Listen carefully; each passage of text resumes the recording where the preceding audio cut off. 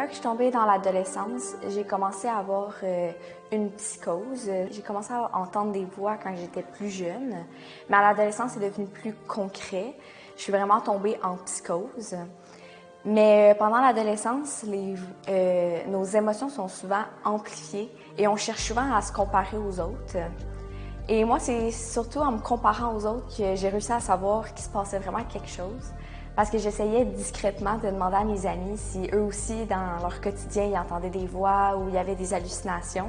Je me suis rendu compte que la psychose était plus importante que la crise d'adolescence, que les phénomènes étaient plus intenses et que j'allais vraiment avoir besoin d'aide externe.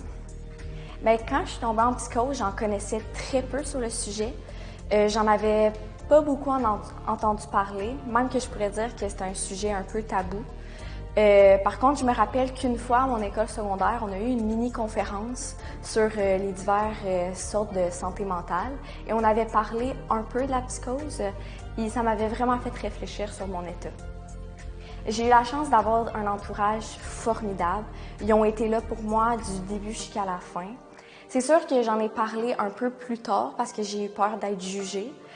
Mais retourner dans le passé, j'en parlerais tellement avant parce que il y a personne qui devrait rester seul dans les moments difficiles. Sinon, j'ai eu la chance que l'école ont été super respectueux sur le fait que c'est la santé avant tout. Maintenant, ça va super bien. C'est sûr que j'entends encore des voix, j'ai encore des hallucinations, mais j'ai appris à vivre avec, puis je suis fière de la personne que je suis devenue.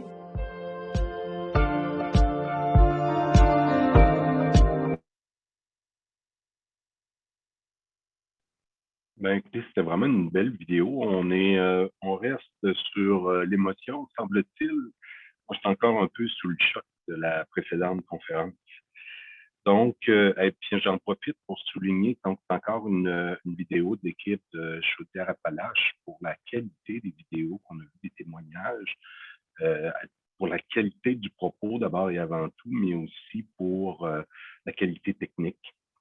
Alors, ai-je vraiment besoin de présenter la docteure Nathalie Gingras, qui est psychiatre de l'enfant et de l'adolescent? En fait, ça a été une des fondatrices de la surspécialité au CIUS de la capitale nationale, responsable du programme des troubles alimentaires pour enfants et adolescents.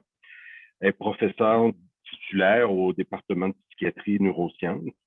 Puis, elle est responsable de la division de pédopsychiatrie du département de psychiatrie et neurosciences. Puis, elle est aussi vice-doyen au développement professoral et développement professionnel continu à la faculté de médecine de l'Université Laval, rien que ça. Et je pourrais vous en dire bien d'autres choses. La concernant, je la connais depuis qu'elle était étudiante en médecine. Et autrement dit, elle avait encore la couche aux fesses, mais elle a encore plusieurs autres cordes à son arc. Alors, nous invitons la docteure Gingras à partager son écran.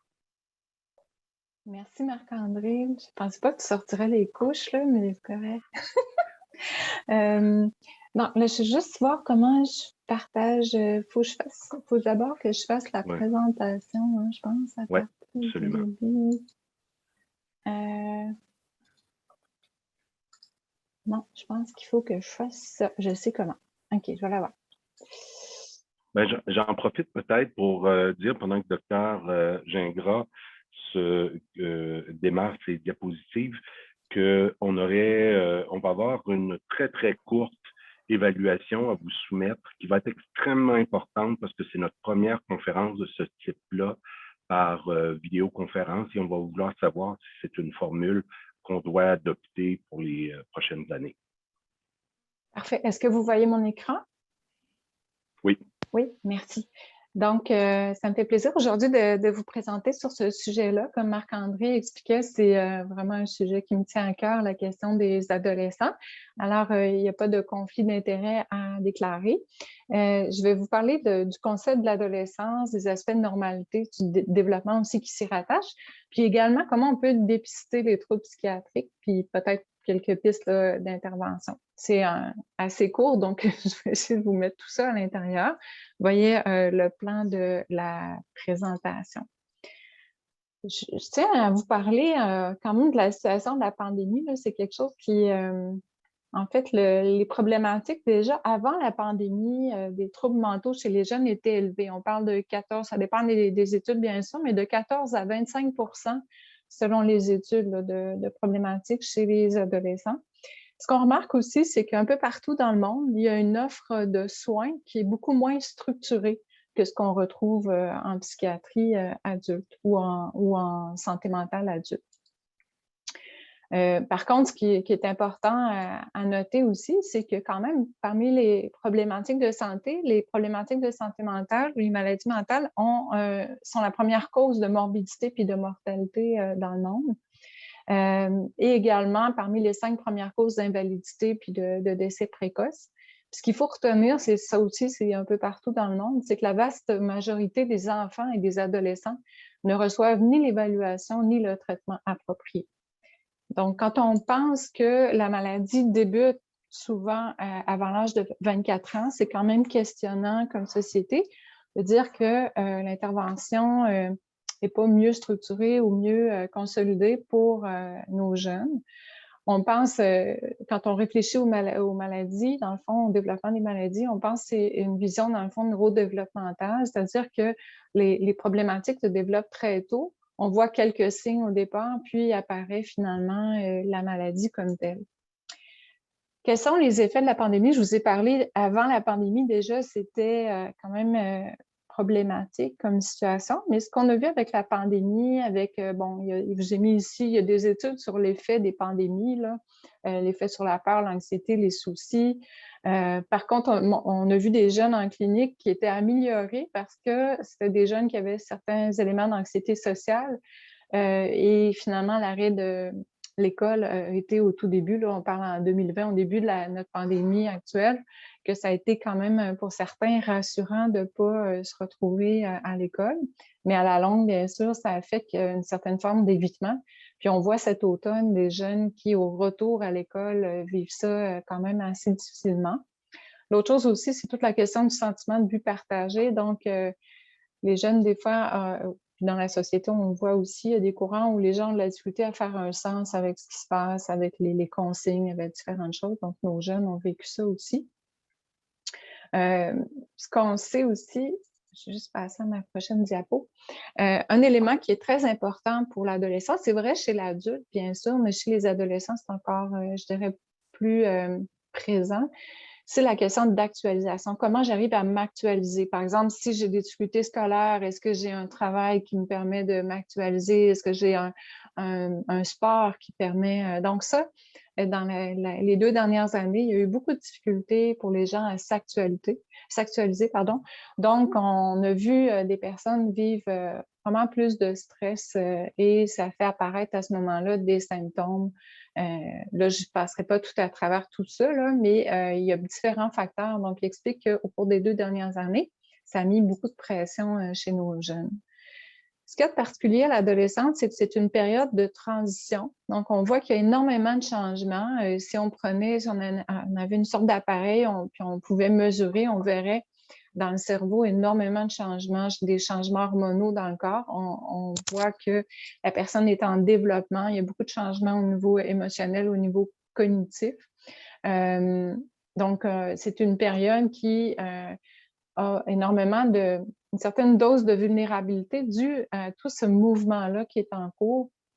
Et c'est une période où on doit acquérir quand même assez rapidement, sur une courte période, des habiletés nécessaires pour atteindre notre autonomie puis l'indépendance. Ce qui est intéressant aussi, on sait que c'est un âge de paradoxe, là. C'est un âge où tantôt on veut penser au monde, aux enjeux de société, mais tantôt on est très, très préoccupé de notre personne aussi. Donc, il y a des alternances, ça amène aussi des tensions. C'est une période souvent incertaine où on hésite entre l'enfance que l'on quitte puis l'âge adulte. Il y a quelques années, là, au début de ma pratique, il y avait une mode là, d'avoir des sacs à dos avec des biberons, là. Fait qu'on avait des adolescents, des adolescentes qui étaient hospitalisés puis qui demandaient leur autonomie, mais qui se promenaient avec un sac à dos avec un biberon. Donc, on voyait bien l'alternance avec où le conflit entre je veux être grand, je veux être autonome, mais à certains moments, j'aimerais ça, au contraire, qu'on prenne soin de moi, puis avoir une position un peu plus que j'avais quand j'étais enfant. On voit les changements physiques, ça j'en parle parce que c'est assez important. Les adolescents sont très, très sensibles à cette dimension-là. Donc, les filles, en général, ils ont un changement qui est beaucoup plus progressif, alors que les garçons, c'est souvent des croissances quand même assez rapides. Vous voyez le garçon au début de l'été, puis vous le voyez au début de l'automne, puis tout à coup, c'est plus la même personne. Ça, on va le voir plus chez les garçons. Ce rythme de changement-là, c'est sûr que l'adolescent ne le contrôle pas. Alors, c'est sûr que des fois, l'adolescent vit ça comme une perte de contrôle. Puis des fois, il va regarder les autres, puis il va dire, mon Dieu, lui a déjà l'air d'un homme. Moi, j'ai pas ça. Comment ça se fait? Donc, beaucoup de questionnements pour la confiance en soi. Ou à l'inverse, on va voir, par exemple, des jeunes filles qui maturent très, très vite. Puis là, se retrouvent au primaire, puis se font agacer par les garçons parce qu'ils ont l'air plus d'une adolescente plus âgée, puis que ça amène aussi des tensions. Alors, tous ces éléments-là, il y a à la fois, comme je disais, l'envie d'être un adulte, mais des fois, si ça ne se développe pas à la bonne vitesse, bien, ça peut amener des conflits ou des tensions, des stress. Et c'est un âge où on espère absolument être comme les autres. Pour ceux qu'on a tous été adolescents, donc il y a une époque où si on veut aller à la salle de bain, on est au bar, on est dans une fête, bien, en général, on va comme vérifier s'il y a d'autres personnes qui veulent y aller avec nous. On va se questionner à savoir on s'habille comment, Donc, il y a vraiment un souci de ne pas être trop différent des autres.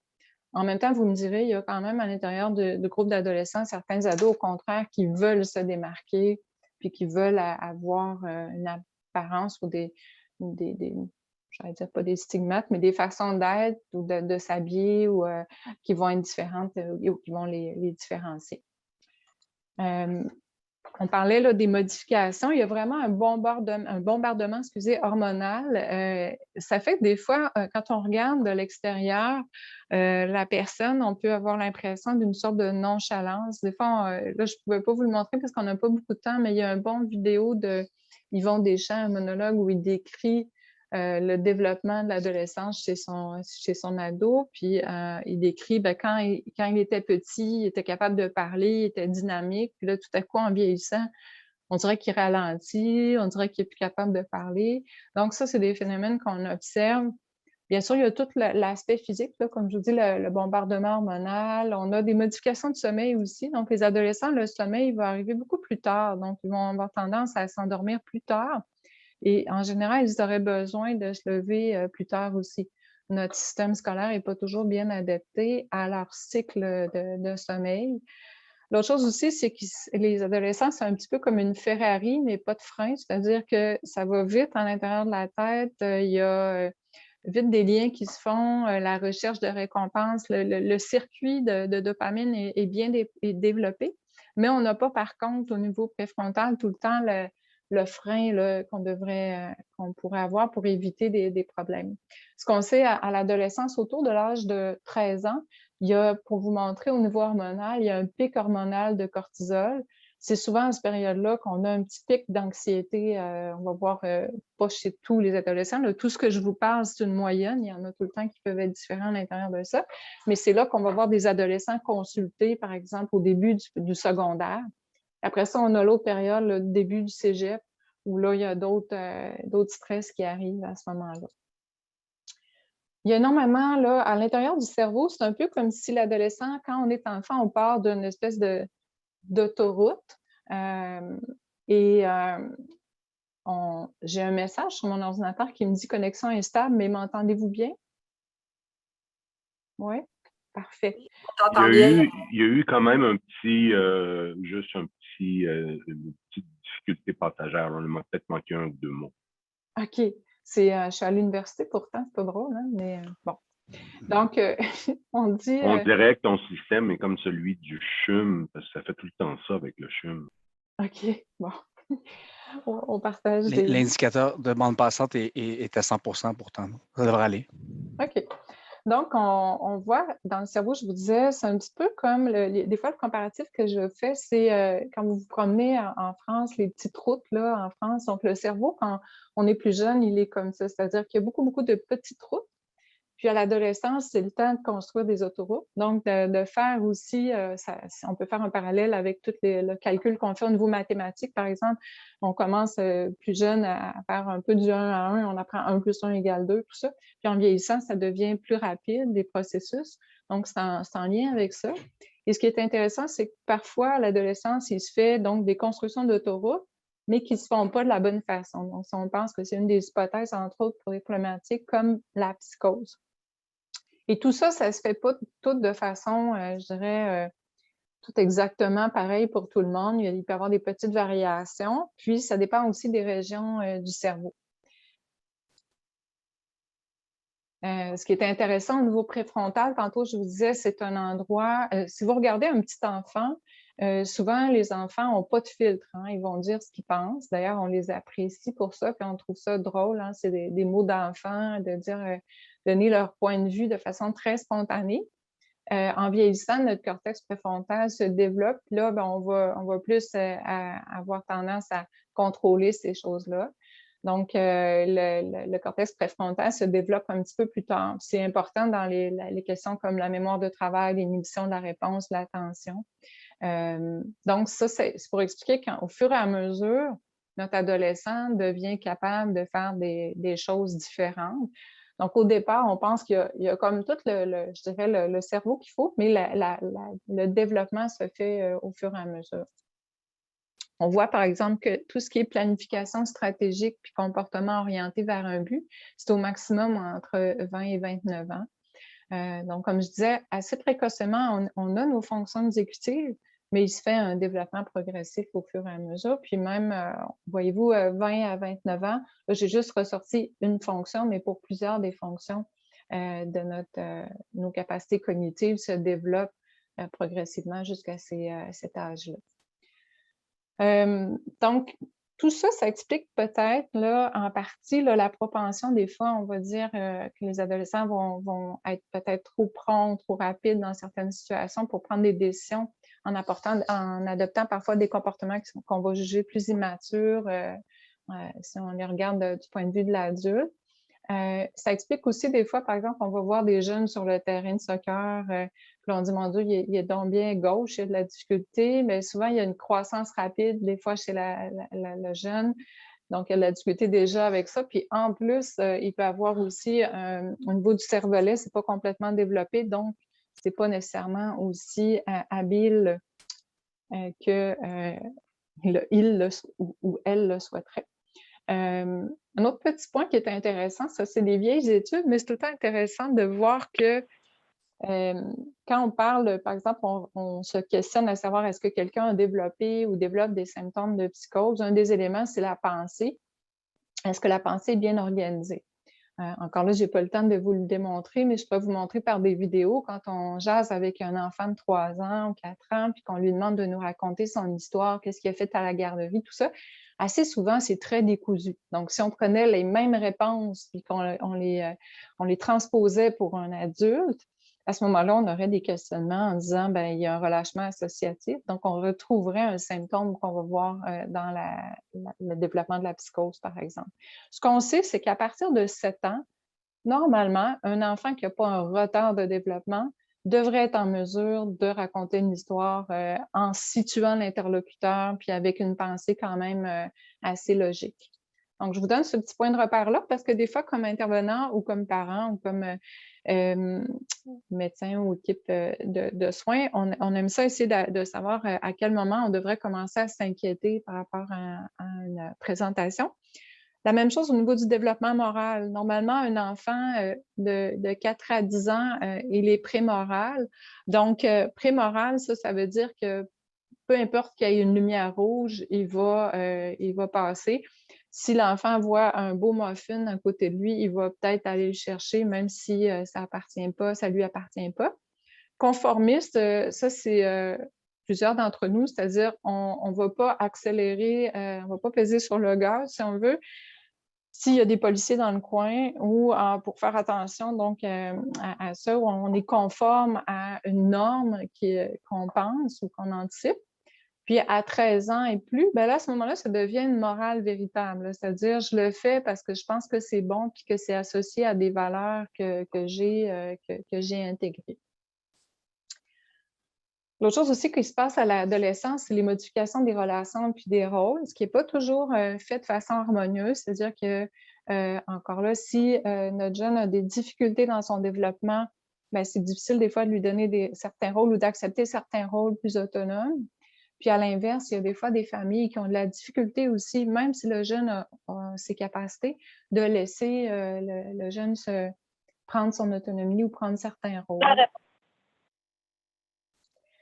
Si on regarde aussi dans les points de repère qui peuvent être intéressants, il y a la question des peurs. À l'adolescence, il y a des peurs typiques. Donc, je vous ai mis quelques peurs typiques. Donc, l'apparence physique. Assez souvent, les adolescents s'inquiètent de qu'est-ce que j'ai de l'air. Bien sûr, même adulte, on peut s'inquiéter de ça, mais à l'adolescence, ça prend une grande dimension. Besoin excessif aussi de réassurance, être sûr qu'on est conforme, qu'on est correct, qu'on fait bien les choses. La notion de compétence sociale aussi, c'est très important. Est-ce que je suis quelqu'un de populaire? Est-ce que les gens m'apprécient? Et est-ce que je suis bon à l'école? Est-ce que j'ai une compétence aussi à ce niveau-là? Un facteur qui est extrêmement important pour les adolescents, c'est les questions des relations. Donc, c'est souvent dans ces contextes-là, perte de relations, conflits, qu'on va voir des tentatives suicidaires ou des idées suicidaires ou d'automutilation. Je vous ai rajouté, parce que ça, c'est récemment, il y a des études là-dessus, de plus en plus qu'on voit chez nos jeunes, c'est de l'éco-anxiété. Donc, l'anxiété en lien avec l'environnement, ce qui se passe. Il y a beaucoup de mouvements, puis même des adolescents qui se regroupent dans des mouvements bien organisés parce qu'il y a une crainte là, par rapport à ce qui se passe au niveau environnemental. Donc, comme clinicien ou comme intervenant, des fois, il va y avoir un questionnement avec l'adolescent, puis c'est de voir est-ce que ça s'inscrit dans un courant actuel ou bien c'est vraiment surinvesti de la part de la personne à ce niveau-là. L'autre chose, c'est toute la question des médias sociaux. Comme adulte, c'est important qu'on soit au courant de ces phénomènes-là, qu'on soit au courant de ce que la personne consulte, combien de temps, de plus en plus maintenant, c'est intégré dans notre questionnaire, combien de temps la personne passe sur des médias sociaux, parce qu'on sait qu'il y a des liens entre cette consommation-là et certaines problématiques au niveau santé mentale. Donc, c'est important d'aller le valider. Puis une chose que je valide de plus en plus maintenant, c'est quel type d'algorithme l'adolescent se trouve confronté. C'est-à-dire que si vous allez, par exemple, sur des choses comme un de ces, mettons, Facebook ou Instagram, et puis là, vous aimez, comme moi, j'aime les animaux, donc je commence à regarder les animaux assez régulièrement. Donc, l'algorithme, ce qu'il va faire, c'est qu'il va dire « Ah, elle aime les animaux », donc il va me donner des images d'animaux. Si je me suis intéressée à un événement, je sais pas, il est arrivé quelque chose, un événement plus violent, ben, je vais me mettre à voir des images dans ce sens-là. Donc, ce qu'on remarque, c'est que ça peut influencer les idées surinvesties chez nos adolescents. Donc, avant de dire « Ah, cet adolescent-là, il y a une idée surinvestie » ou des idées même d'allure délirante, informons-nous de c'est quoi l'algorithme, c'est quoi qui se passe, qu'est-ce qui lui est présenté comme message, puis combien de temps il passe aussi sur ces messages-là. La question de la consommation, ce que je trouvais intéressant dernièrement, il y avait une étude entre 2018 et 2021. Ce qu'on voit, parce qu'il y avait toute la question de la légalisation du cannabis, c'est que la proportion de jeunes âgés de 15 ans et plus qui consomment du cannabis a augmenté, passé de 14% à près de 20%. C'est davantage observé, ceci dit, cette augmentation-là chez les plus de 25 ans. Autrement dit, oui, il y a une augmentation chez nos adolescents, mais l'augmentation est encore plus grande chez les jeunes adultes. Puis chez les 15 à 17 ans, il y a une certaine diminution là, au total des pourcentages. Donc, juste rapidement vous dire qu'est-ce qui m'a fait à un moment donné faire cette présentation-là. C'est, je vais en rencontrer juste une histoire parce qu'on n'a pas beaucoup de temps, mais ce qu'on voit assez souvent, c'est la notion, cet adolescent-là va moins bien, ça doit être une crise d'adolescence. Donc, si je donne des noms fictifs, là, mais disons Simon. Alors, c'est un adolescent qui finalement, du jour au lendemain, c'est un adolescent qui réussissait super bien à l'école, qui était très sportif, qui avait de nombreux trophées sur son mur et tout ça. Bref, un adolescent qui allait bien, même très bien. Et du jour au lendemain, il se met à se préoccuper de l'environnement, la société, tout ça, et décide de mettre toutes ces choses à la poubelle. Donc, tous les diplômes, tous les prix, décide de coucher sur le plancher en disant, je veux vivre, je veux être, enfin, je veux pas dépenser pour rien, je veux vivre ma vie, comment je pourrais dire, de façon, une sorte d'ascétisme dans le fond à l'intérieur de ça. Fait que les parents ont commencé à se préoccuper, bien sûr, quand ils ont vu les choses qui allaient à la poubelle et tout ça. Puis quand ils ont consulté, tout au long des consultations, ils ont consulté, mettons, à la maison des jeunes, à différents endroits. Bien, les gens avaient tendance à dire, vous savez, c'est une crise, ça va passer, c'est une crise d'adolescence et tout ça. Mais sur le chemin, à un moment donné, les parents sont tombés sur quelqu'un qui a dit, je trouve ça quand même intense, là, il faudrait peut-être aller voir plus loin. Donc, j'ai eu la référence, j'ai rencontré ce jeune-là. Et la journée où je l'ai rencontré, quand il est rentré dans mon bureau, ça avait vraiment l'air d'un jeune qui était plus comme je dirais, en crise d'identité un petit peu, d'adolescence, tout ça, qui se donnait un style un peu yo à l'époque. Et qui mangeait sa gomme dans le bureau, puis tout ça. Mais finalement, en le faisant verbaliser, ce que je me suis rendu compte, c'est que pour lui, il y avait vraiment un délire bien installé. C'était à l'intérieur de son ordinateur. Il y avait des gens qui étaient contre lui. Puis pour faire une histoire courte, il avait déjà commencé à élaborer un plan pour éliminer un de ses parents parce qu'il était convaincu que donc, c'était des ennemis à cause du délire. Donc, on est intervenu rapidement dans ce dossier-là pour éviter, bien sûr, qu'il arrive des drames. Mais c'est pour dire que comment les choses ont un peu traîné, pas par mauvaise volonté de personne, mais par le fait que la crise d'adolescence, c'est un concept qui est beaucoup dans notre société. On parle en général, pourtant, la crise d'adolescence, ça n'existe pas. Hein? Franchir l'adolescence, en général, c'est un problème adulte. C'est-à-dire qu'on anticipe souvent la rébellion de nos jeunes. On pense que nos jeunes vont nous causer du trouble, mais dans les faits, les jeunes passent à travers ça. Bien sûr, ça ne veut pas dire qu'ils n'ont pas des questionnements, mais si vous remarquez, à différents moments dans notre vie, on peut avoir des questionnements au niveau de l'identité, au niveau de nos valeurs, au niveau de différentes choses. Donc, l'adolescence y échappe pas, mais ce n'est pas nécessairement quelque chose de dramatique ou qui se fait dans une espèce de crise qu'on pourrait parler.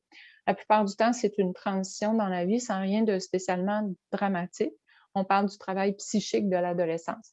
Mais il y a vraiment, je ne sais pas, on n'a pas le temps d'en discuter, mais il y a vraiment une vision dans la société comme quoi l'adolescence, c'est que ça devrait être assez troublé, là. D'ailleurs, s'il y a les films ou les images qu'on a de ça, c'est souvent le côté troublé de l'adolescence qu'on va voir.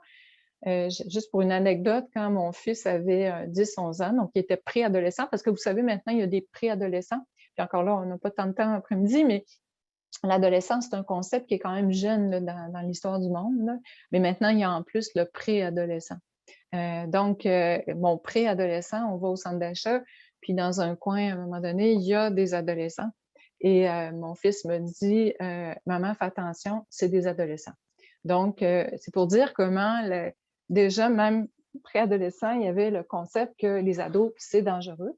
Alors, faut essayer de se sortir de cette idée-là parce que nos adolescents sont en général en bonne santé. Je vous parlais au début, il y a des jeunes qui ne sont pas bien, mais c'est pas la crise d'adolescence, ça peut être plutôt le début d'une maladie au contraire. Ceci, c'est pour vous donner un petit peu des idées là, c'est quoi la moyenne d'amis chez les adolescents québécois. Je l'ai gardé, même si c'est une vieille référence, parce que je trouve ça drôle, parce qu'aujourd'hui, si vous allez sur Facebook, vous regardez sur la moyenne d'amis est beaucoup plus élevée que ça.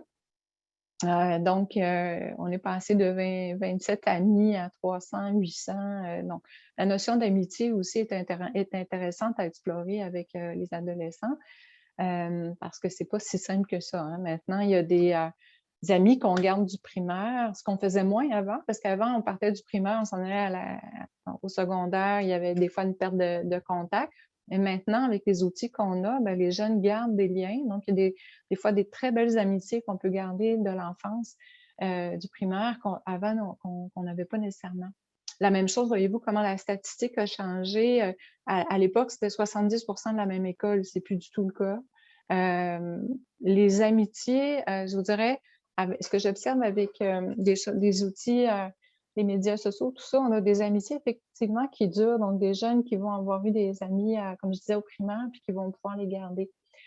Puis bon, l'importance du téléphone, c'est un clin d'œil parce qu'avant, bon, le téléphone était super important. À mon époque, pour ceux qui l'ont connu, on avait même les parents payaient pour avoir des lignes téléphoniques là, différentes à la maison. Puis là, on s'enfermait avec notre téléphone dans le garde-robe. Maintenant, c'est plus ça, c'est beaucoup plus par Internet,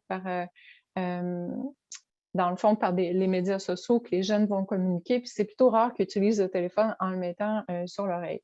Donc, quand on leur demande d'appeler quelque part, des fois, on a des jeunes qu'on pourrait même se demander s'ils n'ont pas une phobie sociale parce qu'ils n'ont jamais utilisé un téléphone en bonne et due forme comme nous, on le fait. Un élément aussi qui est souvent nommé, là, puis qui est intéressant, les gens vont dire « Ah, fais-toi-en pas, à l'adolescence, c'est normal, si tu ne fais pas d'amis, c'est un moment difficile, mais tu vas voir, tu vas arriver au cégep, tu vas te faire des amis », qui est complètement faux. C'est-à-dire que le fait de ne pas réussir à se faire des amis, c'est quand même un indicateur de risque d'inadaptation sociale et en général, ça a tendance à durer. Donc, si on observe chez un jeune une difficulté comme ça, sans dire qu'il y a une problématique de santé mentale, c'est quand même quelque chose qu'on peut travailler, puis qui est important de travailler, d'accompagner le jeune là-dedans pour l'aider. Des fois, c'est au niveau des habiletés sociales. Il y a des jeunes qui vont nous dire, ben, j'arrive avec quelqu'un, puis je ne sais pas quoi lui dire, je ne sais pas comment partir la conversation. Donc, des choses, des fois, de base comme ça pour aider le jeune. Comme je vous disais depuis le début, j'espère que j'arrive à vous convaincre, la crise d'adolescence, c'est quelque chose qu'il faut se méfier. Je ne dis pas qu'il n'y en a pas des gens là, qui vont passer cette période-là avec plus de difficultés, sans que nécessairement il y ait une maladie. Mais il faut aussi être attentif aux symptômes puis dire, ben c'est possible, tous les grands syndromes, là, la dépression, la maladie bipolaire, les troubles anxieux en général même débutent plus 5, 6, 7 ans. Mais dépression, maladie bipolaire, anorexie, psychose, le début, c'est dans l'adolescence, des fois début de l'adolescence, des fois un petit peu plus tard dans l'adolescence. Donc, c'est une période où il faut être drôlement attentif justement à ces indicateurs-là et sans paniquer, les travailler. Alors, je vous ai mis ici une panoplie d'indicateurs. Normalement, je les passais un en un, mais c'est sûr que cet après-midi, avec le temps qu'on a, je pourrais y revenir si jamais vous avez des questions. Mais j'en ai parlé un petit peu tantôt, l'isolation sociale, la difficulté à passer d'un rôle à l'autre au niveau des rôles sociaux, on parle. Des comportements bizarres, donc parler seul. Des choses comme l'affect plat. Là, vous allez me dire, ouais, mais c'est difficile parce que des fois, à l'adolescence, il y a drôlement l'affect plat. Alors, il faut voir les différents moments dans la vie d'un adolescent. Par exemple, si c'est le parent qui est en interaction avec son ado, puis qui lui demande de faire la vaisselle, ça se peut très bien qu'on ait un affect plat ou assez fermé. Alors que si on le voit en interaction avec ses amis, on peut être rassuré parce qu'on voit qu'il y a une interaction adéquate. Donc, tout le temps, aller voir dans les différents milieux de vie ou d'actualisation pour le jeune, est-ce que c'est des choses qu'on va observer dans différents contextes? La même chose pour le problème avec l'hygiène, faire attention parce qu'au début de l'adolescence, il y a une petite période des fois où les adolescents vont certains adolescents vont être un petit peu négligents là, sur l'hygiène. Puis même, on va le voir des fois au primaire un peu. Donc, encore là, il faut observer comme parent, est-ce qu'on est dans une dégradation? Est-ce que c'est un phénomène qui est présent de longue date? Donc, il faut comme tout le temps se re-questionner sur l'évolution plus que sur le symptôme lui-même au moment où il se passe, puis bien sûr de l'intensité de la problématique.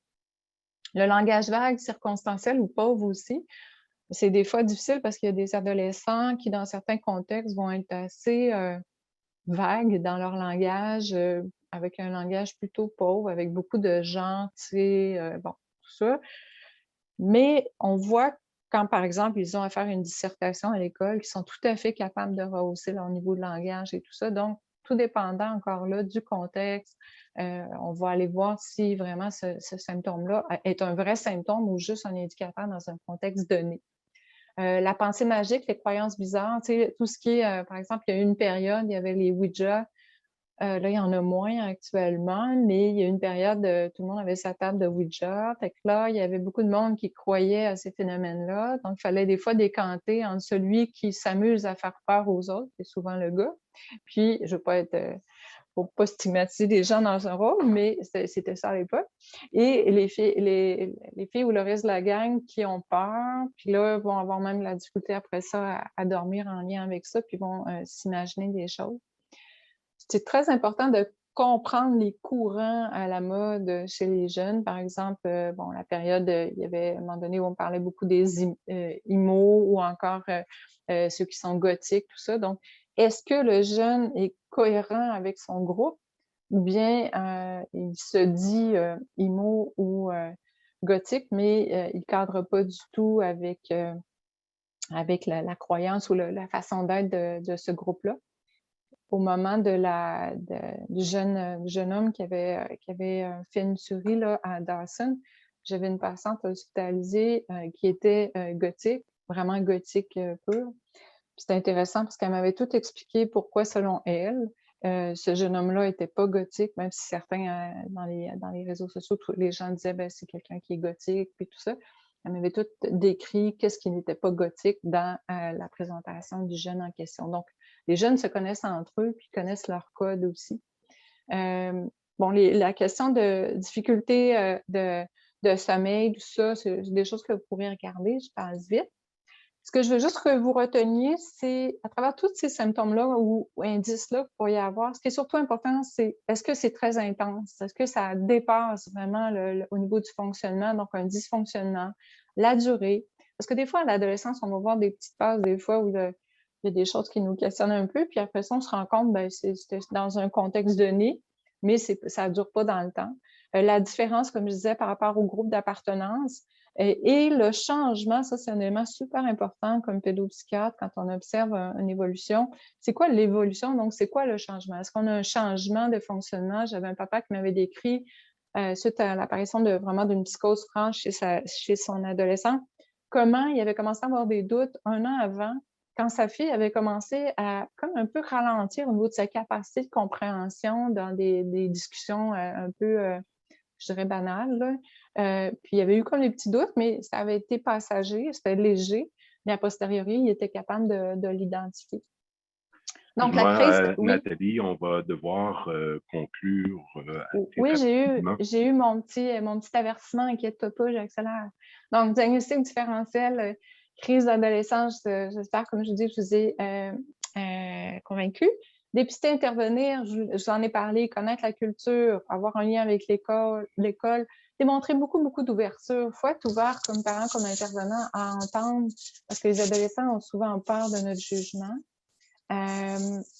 La question des habitudes de vie, ça, c'est vraiment donc la prévention, qu'on pense que notre ado soit en développement prémorbide ou autre, ou franchement psychose. C'est sûr que toute la question de la gestion du stress, ses habitudes de vie, aider à définir les problématiques et la résolution de problèmes. Utiliser les opportunités comme les examens de santé, quand des fois le jeune ne veut pas aller à l'examen, travailler sur la motivation. Une chose qui est très, très intéressante, juste en terminant, les caractéristiques de l'environnement social, la famille, amis, tout ça, qui sont associées à la santé mentale positive des élèves et des jeunes. Donc, si le jeune bénéficie d'un soutien social élevé dans leur famille, s'il fréquente des amis bienveillants, puis s'il y a un fort sentiment d'appartenance à l'école, c'est des facteurs protecteurs. Et finalement, en terminant, donc ne pas se faire leurrer par la crise de l'adolescence, utiliser les informations de l'entourage du jeune, puis rester en lien. Voilà.